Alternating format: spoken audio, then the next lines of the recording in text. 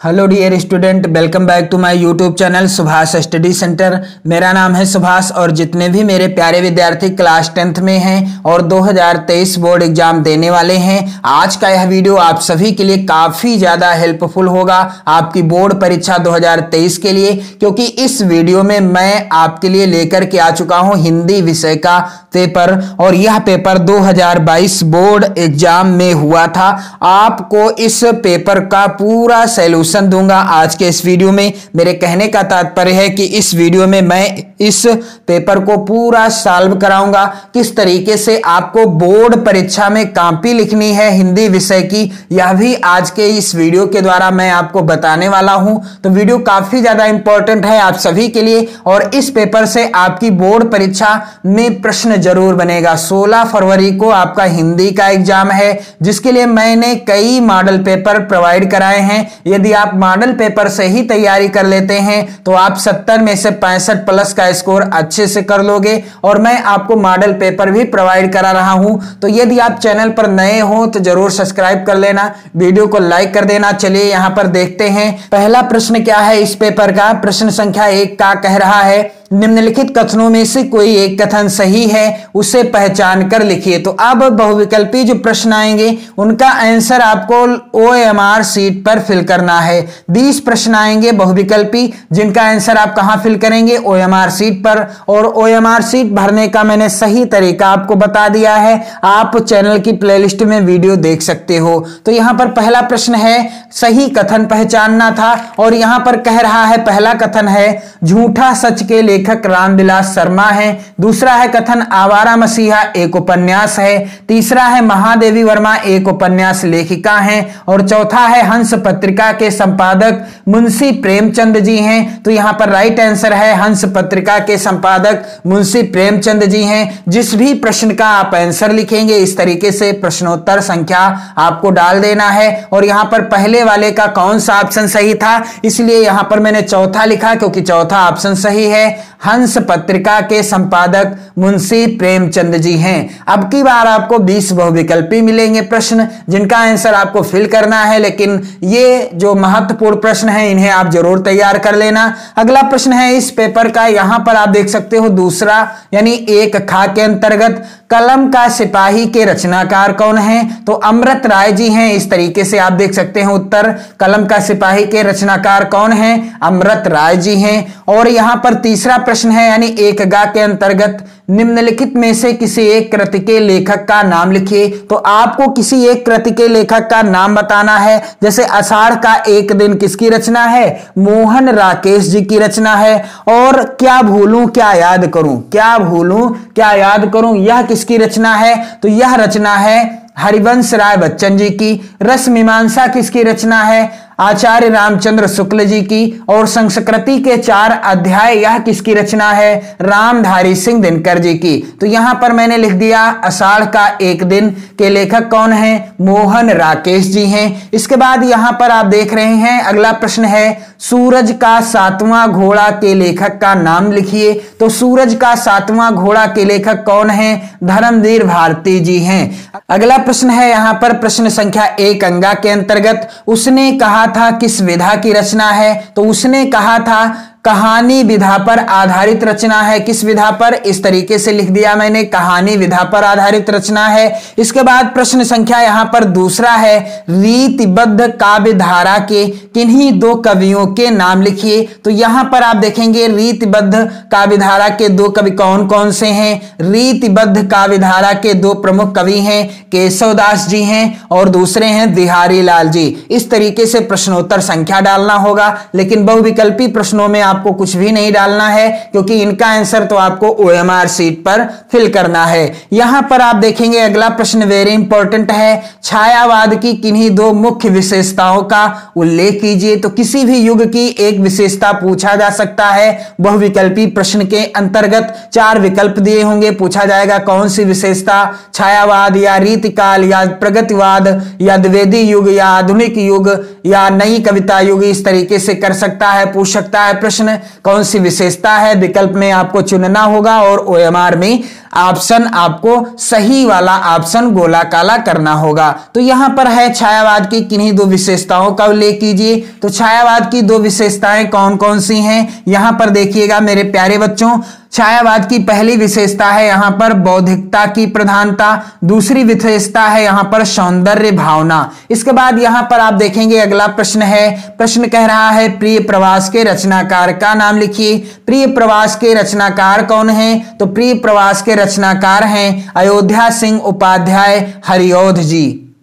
अगला यहां पर प्रश्न संख्या 3 है, निम्नांकित गद्यांशों में से किसी एक गद्यांश के नीचे दिए गए प्रश्नों का उत्तर दीजिए। तो गद्यांश पर आधारित जो प्रश्न आएंगे सेम ऐसे ही आएंगे, यानी 6 नंबर के आए थे 2022 में, यानी आपको किसी एक गद्यांश के नीचे दिए गए 3 प्रश्नों का उत्तर लिखना था, वैसे ही इस बार भी आएगा। 2 गद्यांश दिए होंगे, आपको किसी एक गद्यांश के नीचे दिए गए 3 प्रश्नों का उत्तर लिखना होगा। तो यह गद्यांश जो है वेरी इंपॉर्टेंट है। कुसंग का ज्वर सबसे भयानक होता है, यह केवल नीति और सद्वृत्ति का ही नाश नहीं करता बल्कि बुद्धि का भी क्षय करता है। किसी युवा पुरुष की संगति यदि बुरी होगी तो वह उसके पैरों में बंधी चक्की के समान होगी, जो उसे दिन दिन अवनति के गड्ढे में गिराती जाएगी, और यदि अच्छी होगी तो सहारा देने वाली बाहु के समान होगी, जो उसे निरंतर उन्नति की ओर उठाती जाएगी। तो इस गद्यांश का मैं आपको सॉल्यूशन बताऊंगा। जैसे कि यहां पर पहला प्रश्न है, उपर्युक्त गद्यांश का संदर्भ लिखिए। तो जो भी गद्यांश आएगा सबसे पहले आपको प्रश्नोत्तर संख्या डाल देना है, फिर संकेत आप हेडिंग डाल देंगे, और संकेत के रूप में उस गद्यांश के शुरुआत के 2 या 3 शब्दों को और अंतिम के शब्दों को जरूर लिख देना। इसके बाद हेडिंग डालना है संदर्भ।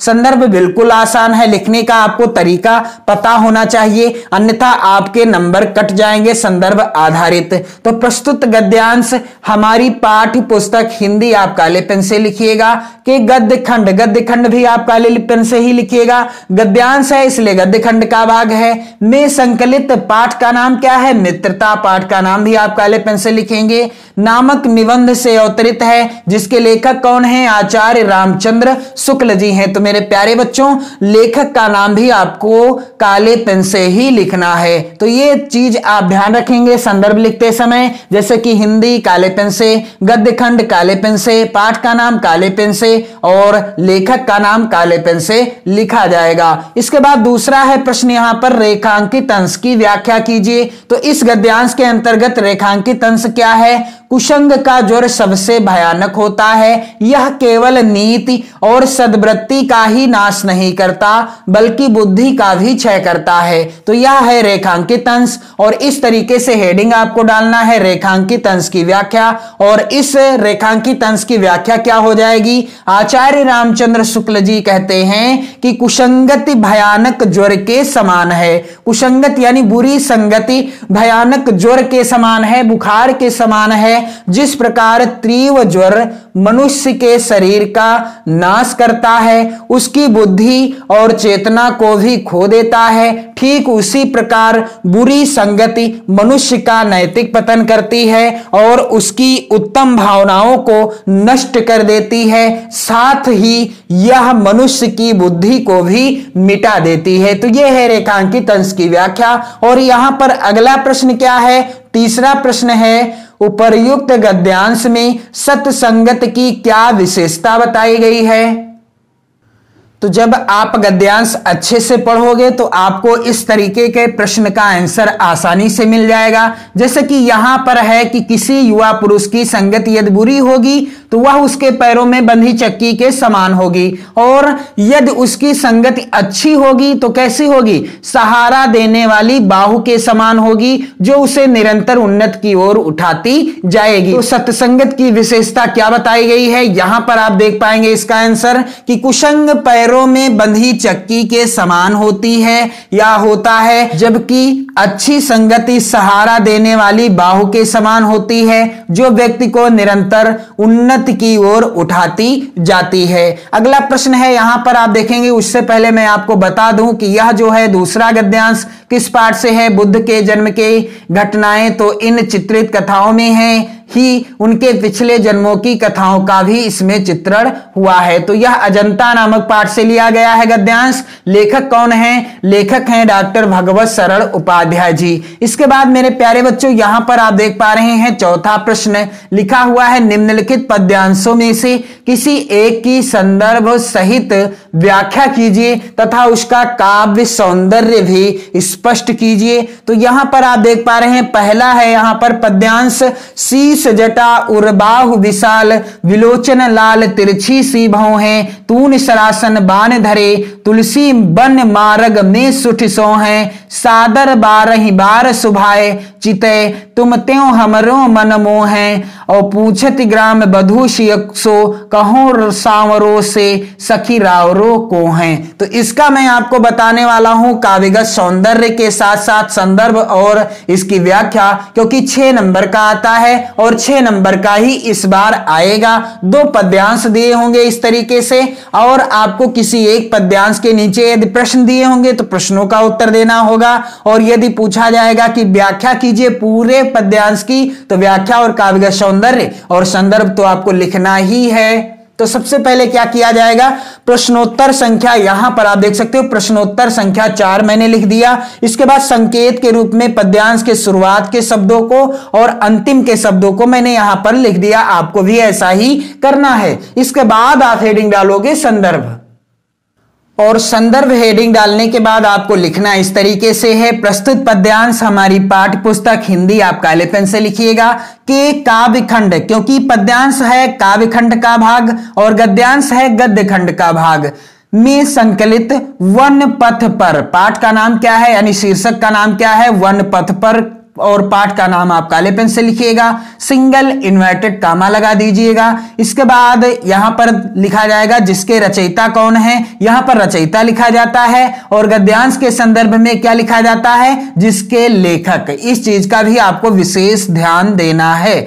और यहां पर रचयिता हैं कौन वन पथ पर शीर्षक कविता के या पाठ के? तो यहां पर हैं तुलसीदास जी हैं। और इसके बाद आप प्रसंग हेडिंग डालेंगे, और प्रसंग में आपको क्या लिखना है कि श्री राम लक्ष्मण और सीता के साथ वन जा रहे हैं, मार्ग में ग्रामीण वधुएं सीता जी से राम के बारे में पूछती हैं और उनसे परिहास भी करती हैं। तो प्रसंग में आपको क्या लिखना होता है? जिसके बारे में या जिसका वर्णन किया गया हो पद्यांश में। तो चलिए इसकी मैं आपको इतनी आसान व्याख्या बताऊंगा कि आपके दिलो दिमाग में बैठ जाएगी इसकी व्याख्या। यदि आपकी बोर्ड परीक्षा में आएगा तो आप फटाफट इसकी व्याख्या लिख दोगे। तो यहां पर आप देख रहे हैं लिखा हुआ है, शीश जटा उर बाहु विशाल विलोचन लाल तिरछी सी भौं हैं। तो यहां पर व्याख्या क्या होगी मेरे प्यारे बच्चों कि ग्रामीण वधुएं सीता जी से पूछती हैं कि जिनके सिर पर जटाएं हैं, शीश जटा उर बाहु विशाल,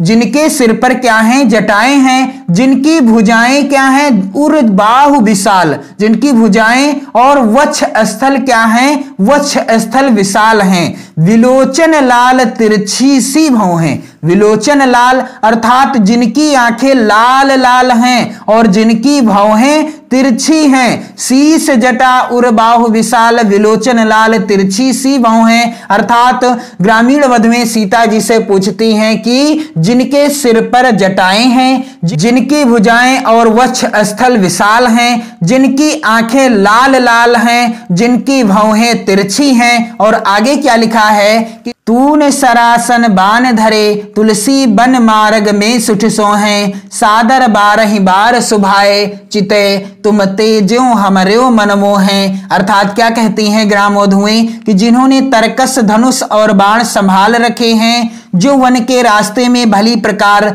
सुशोभित हो रहे हैं, और सादर बारही बार सुभाए चिते तुम त्यों हमर्यो मन मोहें, पूछत ग्राम वधू शियसो कहो सांवरे से सखी रावरे को हैं। अर्थात तथा जो बार बार आदर और चाव के साथ तुम्हारी ओर देखते हुए हमारे मन को मोहित कर रहे हैं, हे सखी बताओ तो सही वह सांवले से तुम्हारे कौन लगते हैं। काव्यगत सौंदर्य आपको कैसे लिखना है? पहला बिंदु है कि स्त्रियों की बातों में जो स्वाभाविक व्यंजना होती है उसका बड़ा ही मनोवैज्ञानिक चित्रण प्रस्तुत किया है। और दूसरा बिंदु है भाषा। तो दिए गए पद्यांश की भाषा क्या है मेरे प्यारे बच्चों? यह जो पद्यांश है ब्रज भाषा में लिखा है। रस कौन सा है? यहाँ पर श्रृंगार रस है। छंद है सवैया छंद है। अलंकार है इसमें अनुप्रास अलंकार। और गुण कौन सा है? माधुर्य गुण है। इसके बाद यहाँ पर आप देखेंगे चौथा का जो अथवा है पद्यांश,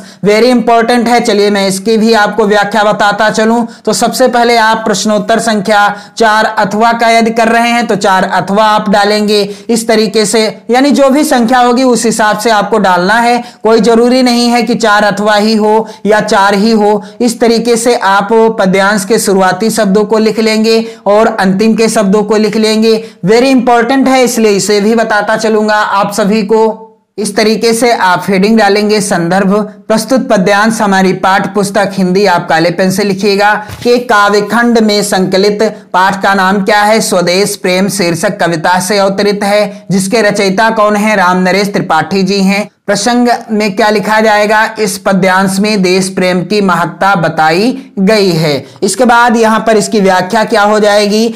सच्चा प्रेम वही है जिसकी तृप्ति आत्मबल पर हो निर्भर।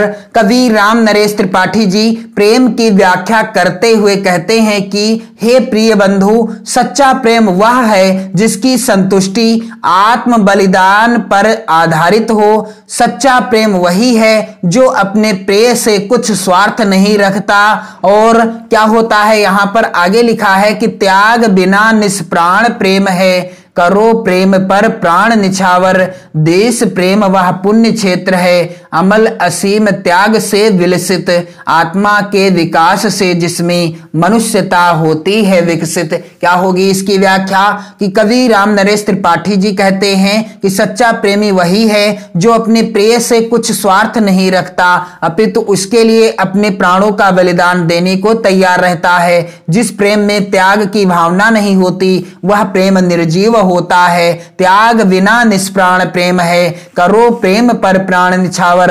देश प्रेम वह पुण्य क्षेत्र है, अमल असीम त्याग से विलसित।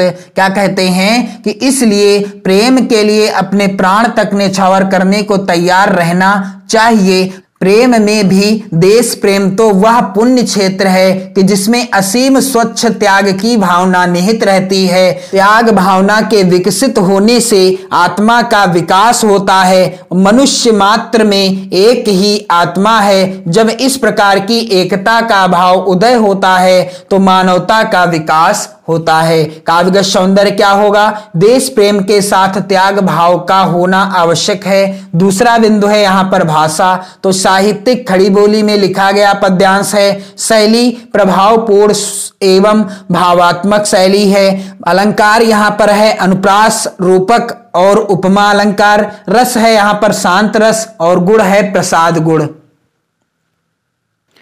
इसके बाद यहां पर अगला प्रश्न कह रहा है 5 का के अंतर्गत निम्नलिखित लेखकों में से किसी एक लेखक का जीवन परिचय दीजिए एवं उनकी किसी एक रचना का नाम लिखिए। 3 नंबर का प्रश्न आया था 2022 में, लेकिन अब आएगा कितने नंबर का? 5 नंबर का आएगा। तो चलिए मैं जयशंकर प्रसाद जी का जीवन परिचय बता दूं क्योंकि वेरी इंपॉर्टेंट है 2023 बोर्ड एग्जाम के लिए भी इनका जीवन परिचय। तो प्रश्नोत्तर संख्या 5 का यहां पर पहले नंबर पर है इसलिए यहां पर 1 डाल दिया और जयशंकर प्रसाद इस तरीके से डाल दिया। जीवन परिचय इस तरीके से हेडिंग डाल दी और यहां पर 5 का डाल दिया। यहां पर आपको लाइन खींचना है, इधर आप किसी भी तरह से लाइन नहीं खींचेंगे। तो जयशंकर प्रसाद का जन्म काशी के एक प्रतिष्ठित वैश्य परिवार में 30 जनवरी 1889 ईस्वी में हुआ था। जो मैंने काले पेन से लिखा है वो सब आप काले पेन से ही लिखिएगा। इनके पिता श्री देवी प्रसाद साहू सुंघनी साहू के नाम से प्रख्यात थे। उनकी दानशीलता और उदारता के कारण उनके यहाँ विद्वानों और कलाकारों का बराबर समादर हुआ करता था। इनकी प्रारंभिक शिक्षा यानी प्रसाद जी की प्रारंभिक शिक्षा जो है घर पर ही आरंभ हुई थी। संस्कृत, फारसी, उर्दू और हिंदी की शिक्षा इन्होंने घर पर ही स्वाध्याय से प्राप्त की। कुछ समय के लिए स्थानीय क्वींस कॉलेज में नाम लिखवाया किंतु वहां 8वीं कक्षा से ऊपर नहीं पढ़ सके। 12 वर्ष की अल्पायु में इनके जो है पिता का देहांत हो गया और इनका अधिकांश जीवन काशी में व्यतीत हुआ। यक्ष्मा के कारण यानी टीबी के कारण प्रसाद जी का देहांत 15 नवंबर 1937 को हो गया। अब इनकी प्रमुख रचना है आकाशदीप। इस तरीके से आप लिख दीजिएगा क्योंकि रचना का नाम भी आपको लिखना होगा। दूसरा प्रश्न है 5 खार निम्नलिखित कवियों में से किसी एक कवि का जीवन परिचय तथा उनकी किसी एक रचना का नाम लिखिए। तो यहां पर 3 नंबर का आया था, इस बार 5 नंबर का आएगा। चलिए मैं बता दूं तुलसीदास जी का जीवन परिचय जो कि महत्वपूर्ण है 2023 के लिए भी। प्रश्नोत्तर संख्या 5 का यहां पर मैंने लिख दिया। पहले नंबर पर है इसलिए पहला नंबर यहां पर डाल दिया, तुलसीदास डाल दिया यानी हेडिंग डाल दी और इसके बाद जीवन परिचय हेडिंग डाल दी। अब लिखना कैसे है, गोस्वामी तुलसीदास जी का जन्म बांदा जिले के राजापुर नामक गांव में कब हुआ था, 1532 ईस्वी में हुआ था। मेरे प्यारे बच्चों आप सभी वीडियो को शेयर कर देना और साथ ही साथ मैं आपको बताना चाहूंगा कि जितना मैंने काले पेन से लिखा है आप काले पेन से ही लिखिएगा। फिर इसके बाद आगे लिखा जाएगा कुछ लोग इनका जन्म स्थान एटा जिले के सोरो नामक स्थान को मानते हैं। ये सरयू पारीण ब्राह्मण थे। इनके पिता का नाम आत्माराम दुबे और माता का नाम हुलसी था। अभुक्त मूल नक्षत्र में जन्म होने के कारण इनके माता पिता ने इन्हें त्याग दिया था। स्वामी नरहरि दास ने इनका पालन पोषण किया था। काशी के शेष सनातन नामक विद्वान ने इन्हें वेदों पुराणों आदि ग्रंथों का ज्ञान कराया था। वह पत्नी के प्रेम में बहुत अनुरक्त रहते थे कि पत्नी के ही उपदेश से इन्हें जो है वैराग्य प्राप्त हो गया। इनका जीवन काशी अयोध्या और चित्रकूट में अधिक व्यतीत हुआ। इनकी मृत्यु काशी के 80 घाट पर सन 1623 ईस्वी में हो गई और तुलसीदास जी की प्रसिद्ध रचना है रामचरितमानस। इसके बाद यहां पर आप देखेंगे अगला प्रश्न है यहां पर प्रश्न संख्या 6। क्या कह रहा है यहां पर, निम्नलिखित संस्कृत गद्यांश का संदर्भ सहित हिंदी में अनुवाद कीजिए। 3 नंबर का है यहां पर गद्यांश का हिंदी अनुवाद करने पर मिलेंगे और 1 नंबर मिलेगा आपको संदर्भ लिखने पर, यानी 2022 तक ये नियम था लेकिन अब 2 गद्यांश आएंगे संस्कृत के। आपको किसी एक का संदर्भ और हिंदी अनुवाद लिखना होगा जिसके लिए अब मिलेंगे आपको 5 नंबर। तो यहां पर चलिए मैं आपको इसका अनुवाद बताता चलूं, वेरी इंपॉर्टेंट है। यहां पर आप देख रहे हैं प्रश्नोत्तर संख्या 6। इस तरीके से मैंने हेडिंग डाली है। जिस भी गद्यांश का संस्कृत के जिस भी गद्यांश का आप जो है संदर्भ और हिंदी अनुवाद लिखिएगा उसके शुरुआती शब्दों को और अंतिम के शब्दों को जरूर लिख लेना जैसा कि यहां पर आप देख रहे हो। फिर संदर्भ हेडिंग डाली है प्रस्तुत संस्कृत गद्यावतरण हमारी पाठ्य पुस्तक हिंदी काले पेन से लिखिएगा कि संस्कृत खंड के अंतर्गत भारतीय संस्कृति नामक पाठ से उद्धृत है। तो बिल्कुल सिंपल सा संदर्भ है यहां पर। इसका हिंदी अनुवाद क्या होगा, यह हमारी संस्कृति सदा गतिशील है। लिखा हुआ है अस्माकं संस्कृति सदा गतिशीला वर्तते मानव जीवनम संस्कृतुम ऐसा यथा समयम नवाम नवाम विचारधाराम स्वीकरोति नवाम शक्ति चा प्राप्नोति। तो इसका हिंदी अनुवाद मैं आपको बताता चलूंगा। यहां पर आप देख रहे हैं कि जीवन को संस्कारित करने के लिए यह समय समय पर नई नई विचारधाराओं को स्वीकार करती है और नई शक्ति प्रदान करती है। यहां हठ नहीं है, जो उचित और कल्याणकारी है वह यहां हर्षपूर्वक स्वीकार होता है। इसकी गतिशीलता का रहस्य मानव जीवन के सदा रहने वाले आदर्शों जैसे कि सत्य की प्रतिष्ठा, सभी प्राणियों में समभाव, विचारों में उदारता और आचरण में दृढ़ता में निहित है। तो ये हो जाएगा इस गद्यांश का हिंदी अनुवाद। चलिए यहां पर अथवा में आया है पद्यांश, इसका हिंदी अनुवाद और संदर्भ क्या हो जाएगा। प्रश्नोत्तर संख्या 6 का अथवा संकेत के रूप में पद्यांश का जब आप संदर्भ और हिंदी अनुवाद लिखिएगा जिस भी पद्यांश का उसके भी शुरुआत के शब्दों को काले पेन से और अंतिम के शब्द को भी लिख देना। फिर संदर्भ हो जाएगा यहां पर प्रस्तुत श्लोक हमारी पाठ्य पुस्तक हिंदी काले पेन से लिखेंगे, संस्कृत खंड भी काले पेन से लिखेंगे के अंतर्गत वीरः वीरेण पूजते पाठ का नाम भी आप काले पेन से लिखिएगा। फिर इसका हिंदी अनुवाद क्या हो जाएगा, लिखा हुआ है हतो वा प्रापश्यसि स्वर्गम जित्वा वा भोजसे महीम तस्मादुत्तिष्ठ कौन्तेय युद्धाय कृत निश्चय, अर्थात इसका हिंदी अनुवाद क्या होगा कि यदि युद्ध में मारे गए तो तुम स्वर्ग को प्राप्त करोगे और जीत गए तो पृथ्वी के राज्य को भोगोगे, अतः तुम इच्छा रहित, ममता रहित और दुख रहित होकर के युद्ध करो। इसके बाद यहाँ पर आप देखेंगे 7 का प्रश्न आया था, अपनी पाठ्य पुस्तक से कंठस्थ किया हुआ कोई एक श्लोक लिखिए। तो यहाँ पर इसका आंसर क्या होगा, यहाँ पर मैंने श्लोक लिख दिया है, सर्वे भवन्तु सुखिनः सर्वे सन्तु निरामयाः और सर्वे भद्राणि पश्यन्तु मा कश्चित् दुख भाग भवेत्। वही श्लोक आप लिखेंगे जो पेपर में ना आया हो। यहां पर आप देख रहे हैं अगला है, यहां पर निम्नलिखित प्रश्नों में से किन्हीं 2 प्रश्नों के उत्तर संस्कृत में दीजिए। तो मैं आपको बताऊंगा कुत्र मरणम मंगलम भवति, अर्थात कहां मरना मंगलकारी माना जाता है, क्योंकि यह जो है वेरी इंपॉर्टेंट प्रश्न है। और यहां पर आप देखेंगे इसका उत्तर क्या होगा कि वानरसस्याम मरणम मंगलम भवति। और इसके बाद यहां पर आप देख रहे हैं अगला प्रश्न है तीसरा, ज्ञानम कुत्र संभवत, यह भी वेरी इंपॉर्टेंट है, कई बार बोर्ड परीक्षा में आ चुका है यह प्रश्न। तो इसका आंसर क्या हो जाएगा कि ज्ञानम सर्वत्र संभवति। इसके बाद यहां पर 8 का के अंतर्गत प्रश्न है, करुण रस अथवा हास्य रस का स्थायी भाव बताते हुए परिभाषा लिखिए। तो यहां पर आप देख रहे हो, मैं आपको बताऊंगा करुण रस की परिभाषा क्या है। तो करुण रस का स्थायी भाव शोक है। अब ऐसे प्रश्न आएगा, रस से संबंधित आएगा लेकिन बहुविकल्पी होगा, पूछ लेगा करुण रस का स्थायी भाव क्या है या हास्य रस का स्थायी भाव क्या है। तो शोक नामक स्थायी भाव जब विभाव, अनुभाव और संचारी भाव से संयोग करता है तब करुण रस की निष्पत्ति होती है। उदाहरण क्या है, हे खगमृग हे मधुकर श्रेणी तुम देखी सीता मृगनयनी, यही उदाहरण दिया होगा और आपसे पूछा जाएगा कि दिए गए उदाहरण में कौन सा रस है, तो आंसर क्या होगा, करुण रस है। अगला प्रश्न है यहां पर उपमा अलंकार अथवा रूपक अलंकार को परिभाषित कीजिए। तो मैं आपको बताऊंगा रूपक अलंकार की परिभाषा। यहां पर आप देख रहे हैं रूपक अलंकार की परिभाषा क्या है, प्रश्न उत्तर संख्या 8 का अथवा इस तरीके से मैंने लिख दिया है। जब वो आप वर्णनात्मक प्रश्नों का आंसर लिखेंगे तो ऐसे ही आपको भी लिखना होगा।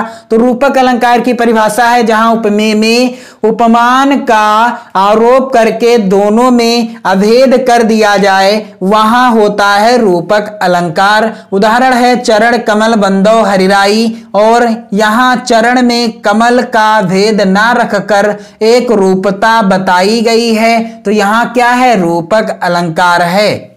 तो अलंकार रस और छंद यानी सोरठा छंद हो या दोहा छंद हो, यहां से प्रश्न बहुविकल्पी आएगा, मैंने मॉडल पेपर में आपको बताया ही है। अगला प्रश्न है 8 का, रोला छंद अथवा सोरठा छंद की परिभाषा देते हुए उदाहरण बताइए। तो मैं आपको बताने वाला हूं सोरठा छंद की परिभाषा और साथ ही उदाहरण। तो सोरठा में 4 चरण होते हैं, प्रश्नोत्तर संख्या यहां पर 8 का, अथवा सोरठा में कितने चरण होते हैं, 4 चरण होते हैं। इसके पहले और तीसरे चरण में 11-11 मात्राएं तथा दूसरे और चौथे चरण में 13-13 मात्राएं होती हैं। जैसे यहां पर उदाहरण भी दिया गया है, जो सुमिरत सिद्धि होए गणनायक करिवर वदन करहु अनुग्रह सोए बुद्धि राशि शुभ गुण सदन। तो यह जो उदाहरण है वेरी इंपॉर्टेंट है। यहां पर पहले चरण में और तीसरे चरण में कितनी कितनी मात्राएं हैं, 11-11। जैसे आप गिन सकते हो 2, इसे गुरु कहते हैं, इसकी 2 मात्राएं गिनी जाती हैं, और इसे कहते हैं लघु, इसकी 1 मात्रा गिनी जाती है।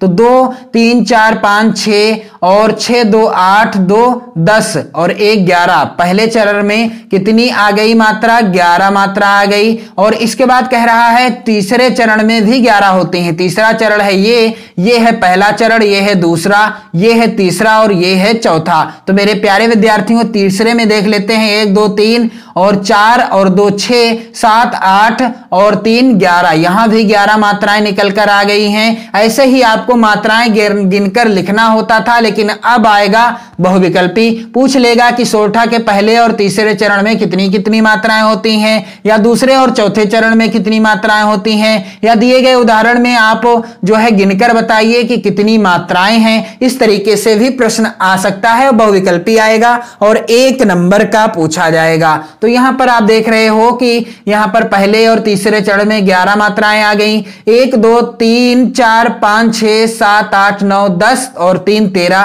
दूसरे और चौथे चरण में 13 मात्राएं होती हैं, यानी 13 मात्राएं होती हैं। तो यहां पर 2 और 1 3 और 2 5 6 7 8 और 2 10 3 13, यहां पर आप देख सकते हो 13 मात्राएं निकल कर आ गई। अगला प्रश्न है, निम्नलिखित उपसर्गों में से किन्हीं 3 के मेल से एक एक शब्द बनाइए। प्रश्नोत्तर संख्या 9 का के अंतर्गत मैंने बनाया है यहां पर उप से उपकार, सु से सुमार्ग और अभि से अभिलाषा। यहां पर मैंने बनाया है दूसरा और तीसरा और चौथा। अन से क्या होगा, अनजान हो जाएगा। उप से उपकार हो जाएगा। सु से सुगम हो जाएगा।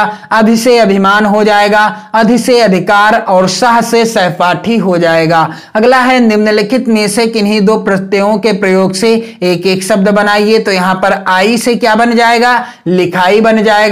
और ता से सज्जनता बन जाएगा।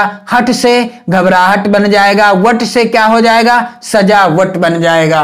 अगला प्रश्न है यहां पर, निम्नलिखित में से किन्हीं 2 का समास विग्रह कीजिए तथा समास का नाम भी लिखिए। तो अब की बार बहुविकल्पीय प्रश्न होगा, समास से भी रिलेटेड। प्रश्नोत्तर संख्या 9 का मैंने लिख दिया है। उत्थान और पतन, इसका जो है समास विग्रह हो गया है। और इसमें समास कौन सा है, द्वंद्व समास है। चौराहा, 4 राहों का समूह, इसका समास विग्रह हो गया।